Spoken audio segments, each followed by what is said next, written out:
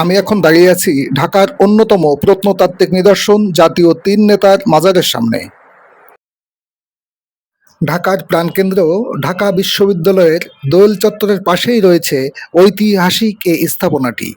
সামনেই আছে ঢাকা গেট বা মীর জুমলা গেট, পশ্চিমে রমনা কালী মন্দির, পূবে জাতীয় শিশু একাডেমি এবং পেছনে রয়েছে হাইকোর্ট।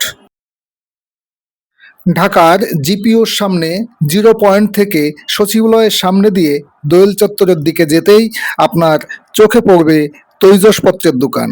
দোকানগুলো পেরিয়ে একটু সামনে গিয়ে ডান হাতে মোড় নিলেই আপনার চোখে পড়বে ঐতিহাসিক এই স্থাপনাটির। উইকিপিডিয়ার তথ্য অনুযায়ী 1963 সালে স্থপতি মাসুদ আহমেদ এবং এস জহিরুদ্দিন প্রখ্যাত তিন বাঙালি নেতার স্মরণে এটি নির্মাণ করেন। এরা হলেন হোসেন শহীদ সোহরাওয়ার্দী, খাজা নাজিমুদ্দিন এবং শেরেবাংলা একে ফজলুল হক।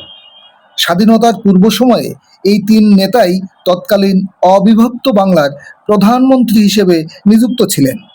1963 সালে প্রথম শেরেবাংলা একে ফজলুল হকের মৃত্যুর পর এই স্থানটি মাজারে রূপান্তরিত হয়।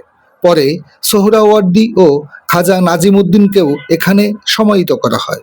শেরেবাংলা একে ফজলুল হক ছিলেন বঙ্গীয় কৃষক প্রজা পার্টির প্রতিষ্ঠাতা এবং বাংলার মুখ্যমন্ত্রী। তিনি ছিলেন গরিবের বন্ধু এবং শিক্ষাক্ষেত্রেও অসাধারণ অবদান রেখেছিলেন তিনি। হোসেন শহীদ সোহরাওয়ার্দী ছিলেন অবিভক্ত বাংলার শেষ মুখ্যমন্ত্রী এবং পাকিস্তানের প্রধানমন্ত্রী, গণতন্ত্রের প্রবল সমর্থক ও রাজনৈতিক গুরু। 1952 সালের ভাষা আন্দোলনের পর বাঙালি জাতীয়তাবাদের বিকাশেও তার গুরুত্বপূর্ণ অবদান রয়েছে।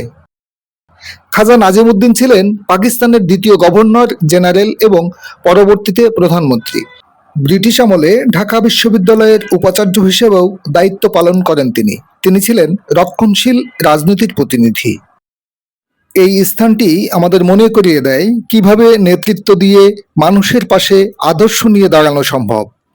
যদি আমরা আমাদের ইতিহাসকে জানতে চাই, আমাদের অবশ্যই এ ধরনের স্মৃতিস্তম্ভগুলোকে যথাযথ সম্মান করতে হবে।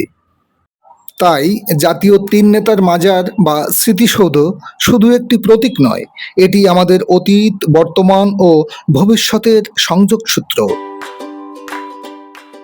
জাতীয় তিন নেতার এই সমাধিসৌধটি একটি আধুনিক ও সৌন্দর্যমণ্ডিত স্থাপত্য শৈলীর নিদর্শন।